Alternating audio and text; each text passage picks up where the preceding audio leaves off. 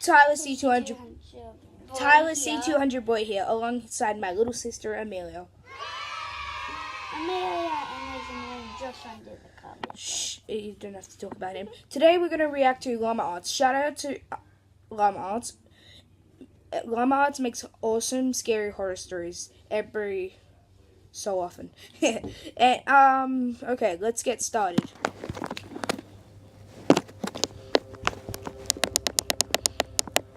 It was November of 2006. I was a 16-year-old kid living in the town of Altoona, Iowa. I went to bed early one night because I had to work the early shift at McDonald's. As I slept, I had a dream that I was running through downtown Des Moines, but I wasn't on a jog. I was running from something. As I ran around the corner of a building, I came face to face with my pursuer. A tall man wearing a trench coat and a top hat stood in front of me. Oh God, yeah. The only thing visible of his face was his eyes. Look at that guy. They were abnormally large with black pupils, and it looked at me as if it wanted something. After what felt like hours, he reached out his bony hand, as if he wanted me to go with him. I woke up violently from my dream, and after catching my breath, I peered around my room to see if I was safe. As I stood up from my bed, I noticed that I could see my breath. Feeling confused, I checked my window. It was latched shut. I then walked over and checked my vent. I could still feel warm air coming from it. As I sat back down on my bed, I tried to figure out what exactly was going on. That's when the figure from my dream appeared at the foot of my bed. I scrambled back to my headboard. "What do you want?" I asked, trying to hide the shakiness in my voice. If you look close, you can see his With the teeth same there. bony finger, it pointed at me. Growing up in a religious home, I believed what I was looking at was a demon. I told the creature to leave. Yeah, I told him. It just waved its finger at me, and with a low voice, it spoke to me. It'll just be creepy. "Never leave. Always here." What does that mean? The creature then screamed loudly That's just creepy. and disappeared. A Like, feeling of nausea came over me, and beep. I vomited on my oh, floor. I'd feel sick too. The last It would thing I just be remember like, was cleaning myself up looking and waking up at to my alarm. It's been about a month since I had seen the top hat wearing man in my bedroom. The Christmas season was in full effect. My parents weren't home because they got invited to some kind of event, so it was only me and my 3 sisters at home. I had to wake up early in the morning for work, so I decided to go to sleep. I rested my head on my pillow and closed my eyes.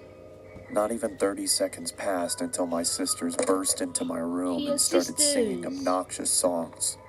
This, of course, made me very angry, but I thought if I ignored them that they would leave me alone. This was not the case. As I pulled the blankets over my head, I started to feel the same cold feeling that I had in November.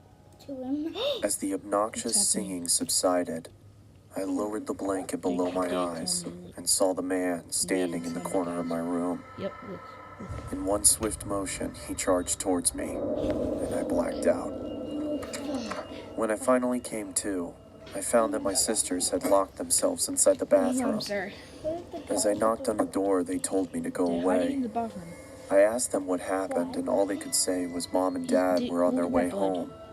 Is it I coming looked from down him? and saw that my hand was slightly bloody. Holes were in the bathroom door, and a broom was Like sticking he out of went the to wall. sleep and he was possessed. I then walked by into the the guy. living room and found that there were knives stuck into the wall as well. The same wave of nausea passed over me, Just one. just like in November, and I threw up again. As I was cleaning up, my parents walked through the door. My father coming back. immediately walked over to me and gave me a good beating. Ooh, Then he he sent got me to my room.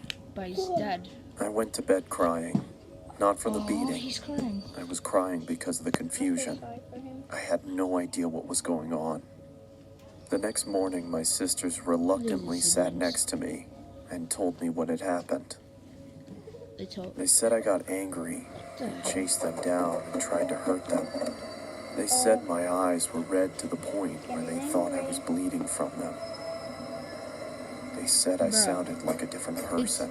Like if he, the In devil 2011, possessed him, like, That was the last time I saw the top hat wearing man. Oh, he's got a new house. I just moved into a new apartment, and after a long, stressful day of unpacking, I took a shower and got ready for bed.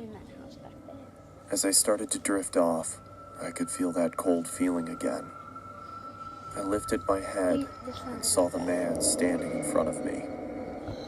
The man's eyes were red now.